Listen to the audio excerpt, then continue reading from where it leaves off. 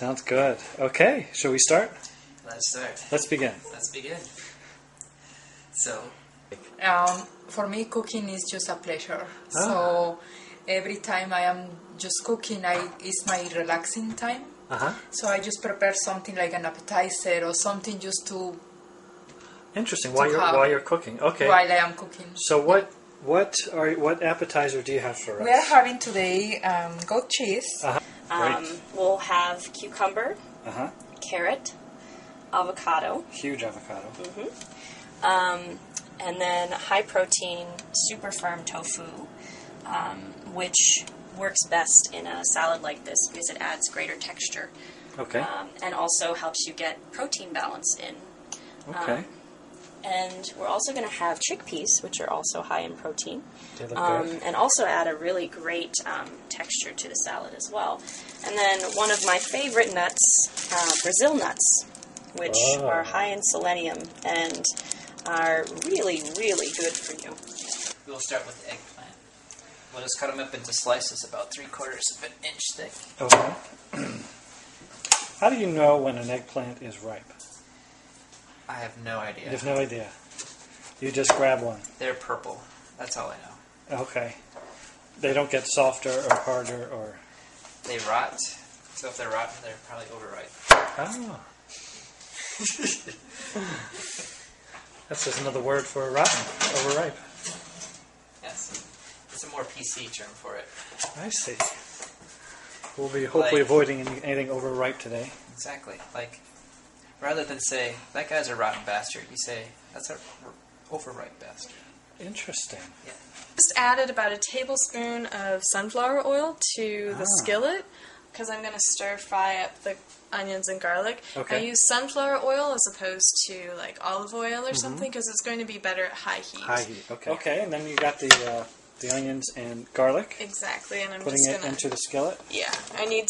As you see, this my stove is my counter and my stove. It's kind of ridiculous, but I have a very interesting balancing act that I've got. Yeah, I can see you're really improvising quite well. Thank you. So I basically needed to move that so I can use the cutting board to chop the chard. Oh, okay.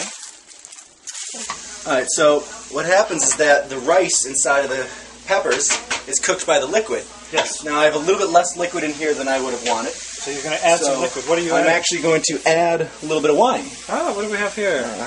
This is actually brought here by Chris. So we're going to add a little bit of this. It's from California here, so a little touch of that. A touch. This is okay, it might be more than a touch, but it's okay. So now that the tomatoes are looking nice and moist, we're going to put the chicken in. Okay. And just a reminder, we marinated it in the sesame ginger marinade. How did you do that? So I just chopped them up. I chopped all the fat off and cut the chicken up into small pieces. It soaks in the marinade better like that. And then I put it into a Ziploc freezer bag. It stayed there for an hour and a half, but you can marinate it anywhere from 3 hours to a day and a half if you leave it in the fridge. Oh, okay. Sounds good. So in goes the chicken. The peppers. There's a little bit less liquid than I wanted, so I'm actually going to go around and add a little bit more wine into each one. For the rice? Just for the rice. Help the rice cook in that. That sounds like a good idea. And then Then we just add our tops. And you had them lined up so that these are. I was saying it's pretty fitting for Halloween. Yeah, nice Halloween little is coming up, and this kind of has a Halloween feel. treats and nice little surprises here. Miniature red pumpkins. And what do you set the oven to? Now, I set the oven to about 350. And how long? Wow! Let's take a look at this.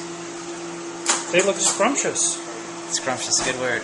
Yeah. This is a very healthy appetizer, and it keeps me not that hungry while I am cooking. I see.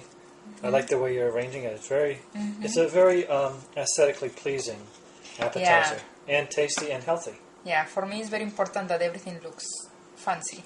It's sort of like a creative expression. Like you know, art like that you can eat. Just a little bit of art. Cooking is art. This is it.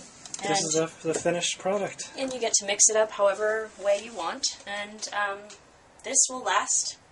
This could last me for about 3 days. This is 3 or 4 lot. days. This is a heavy bowl. And we're going to enjoy some in a little bit. I'm looking forward to it. There it is. Finished product. Wow, Nadia, that looks wonderful.